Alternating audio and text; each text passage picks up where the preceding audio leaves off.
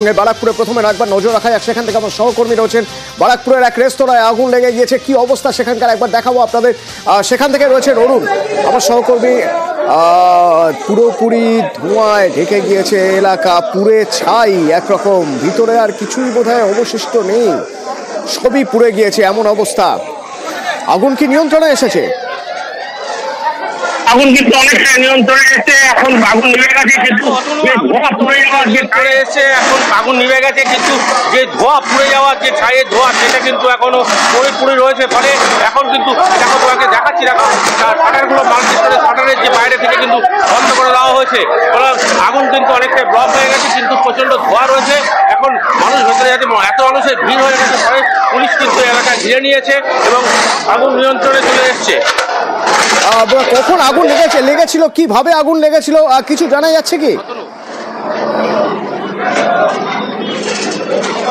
দেখো, এখানে একটা বড় রেস্তোরাঁ রয়েছে আর্সেনাল, সেই পাশে কিন্তু জুডিও কাপড়ের দোকান রয়েছে, এখানে মাল্টি স্টোরেজ বিল্ডিং, এখানে প্রায় 15 থেকে 20খানা কিন্তু অফিস রয়েছে এবং সমস্তটাই সকাল কিভাবে প্রথমে কিন্তু আগুনটা লাগে আর্সেনাল ক্যান্টিন থেকে আগুনটা লাগে বলে পুলিশ দমকল সূত্রে জানা যাচ্ছে। করে আগুনটা প্রথমে অল্প লাগায়, প্রথমে কিন্তু সঙ্গে দেখো যে সময়ের কথা অরুণ বলছে, সেই সময়ের ছবি আপনাদের দেখাচ্ছি।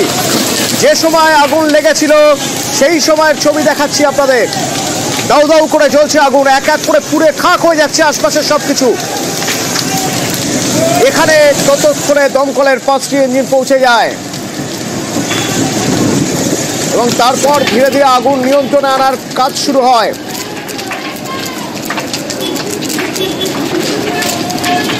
যে সময় আগুন লেগেছিল সেই সময়ের ছবি, তার পাশাপাশি পুরো ছাই হয়ে গেছে সেই ছবিও আপনাদের দেখাবো একই সঙ্গে।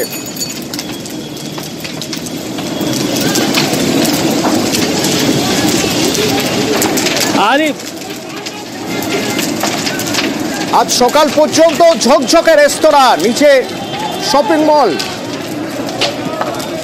কাপড়ের দোকান, জামা কাপড়ের দোকান, কিন্তু দুপুরে লেগে যাওয়া আগুনে এরকম এই অবস্থা।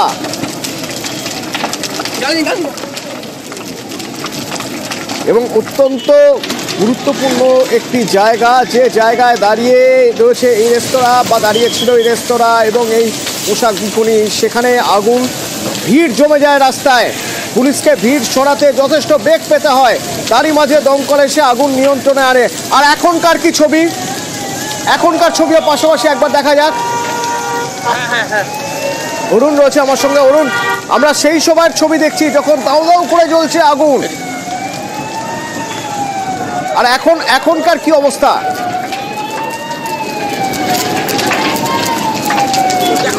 কিন্তু মানুষের ভিড়, সবাই দূর দূর থেকে দেখতে আসছে, ফলে দমকলের গাড়ি কিন্তু আরো আসলো, কিন্তু আগুন কিন্তু নিয়ন্ত্রণে, পুলিশ কিন্তু লাঠিচার্জ করে এলাকা থেকে মানুষকে সরিয়ে দিচ্ছে।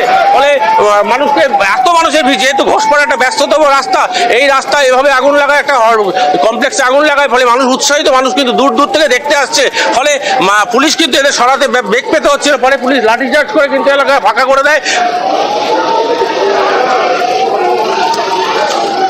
হ্যাঁ, তোমাকে একবার দেখাই। দেখো, এখানে যে বিল্ডিংটা আগুন লেগেছিল সেখানে কিন্তু প্রচুর পরিমাণে পুলিশ এলাকা ঘিরে দিয়েছে এবং এলাকার পুলিশের বড় বড় অফিসাররা এখানে রয়েছে, দমকল বিভাগের কর্মীরা, ডিজাস্টার ম্যানেজমেন্টের লোকজন সবাই কিন্তু এখানে এসে গেছে। ফলে আগুন নিয়ন্ত্রণে আসলেও কিন্তু এলাকায় মানুষের ভিড় কিন্তু সরানো যাচ্ছিল না, ফলে পুলিশ লাঠিচার্জ করে কিন্তু তাদের এলাকা থেকে ফাঁকা করে দেয় দমকলের। এখন কিন্তু আপাতত আগুন কিন্তু নিয়ন্ত্রণে এসে গেছে। কিন্তু এই আগুন লাগলো কিভাবে কিছু জানা যাচ্ছে? কারণ এই জায়গাটা অত্যন্ত গুরুত্বপূর্ণ, খুব স্পর্শকাতর একটি জায়গা, যে জায়গায় এই দোকান বা মানে পোশাক বিপণী বা যেখানে এই খাবারের দোকান, মানে রেস্তোরাঁ, বিলাসবহুল বড় রেস্তোরাঁ, সেখানে নিশ্চয়ই অগ্নি নির্বাপন ব্যবস্থা ছিল।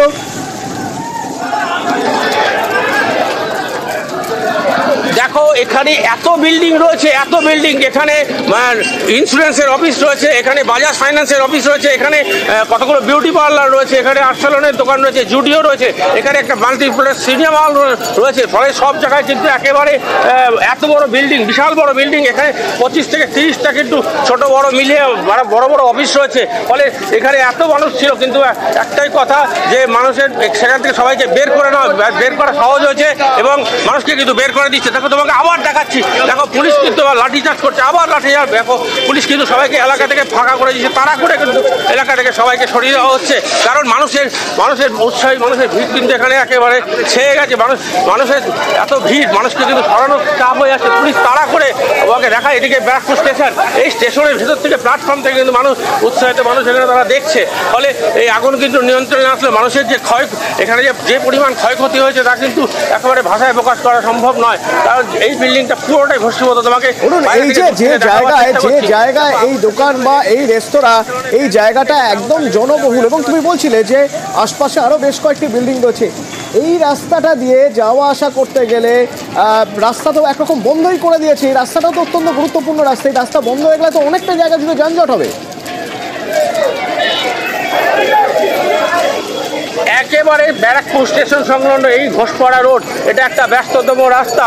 ফলে পাশে ট্রেন লাইন রয়েছে। পুলিশ কিন্তু এলাকার সমস্ত গাড়ি সমস্ত কিন্তু দূর থেকে আটকে দেওয়া হয়েছে। কারণ এখান দিয়ে গাড়ি যাতায়াত করলে যে কোনো সময় একটা বিপদ ঘটতে পারে।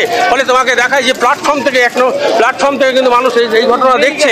ফলে সব মিলিয়ে কিন্তু এখানে একটা এলাকার পরিবেশ তৈরি হয়েছে, খারাপ পরিবেশই তৈরি হয়েছে। কারণ এইভাবে মানুষকে সরানো কিন্তু পুলিশের পক্ষে, পুলিশ নাজেহাল হয়ে গেছে। কারণ বহু মানুষ কিন্তু এখানে ভিড় জমিয়ে ফেলেছে। এই নিয়ে কিন্তু এলাকায় একটা উত্তেজনার সৃষ্টি হয়েছে।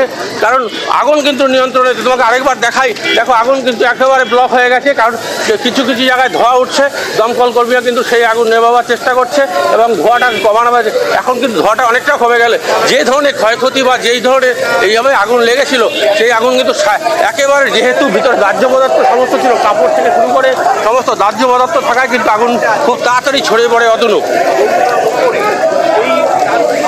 একটু সঙ্গে থাকো যে সময় আগুন লেগেছিল সেই সময়ের ছবি। দমকলের 6টি ইঞ্জিন ঘটনাস্থলে গিয়ে আগুন নিয়ন্ত্রণে আনে। এখন পুলিং এর কাজ চলছে, মপিং আপের কাজ চলছে। এবার এখনকার ছবি একবার দেখা যায়।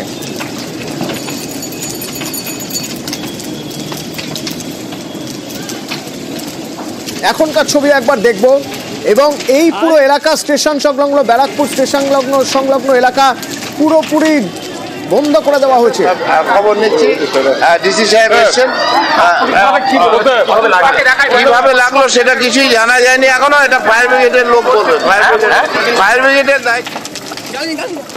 কিভাবে আগুন লাগলো তা তো পুরোপুরি তদন্ত করে দেখতে হবে, এখনই বলা সম্ভব নয়, খুব স্বাভাবিক। কিন্তু যে ঘটনা ঘটলো তাতে ক্ষয়ক্ষতির পরিমাণ যে প্রচুর, তা অন্তত ছবি দেখে আন্দাজ করা যেতে পারে।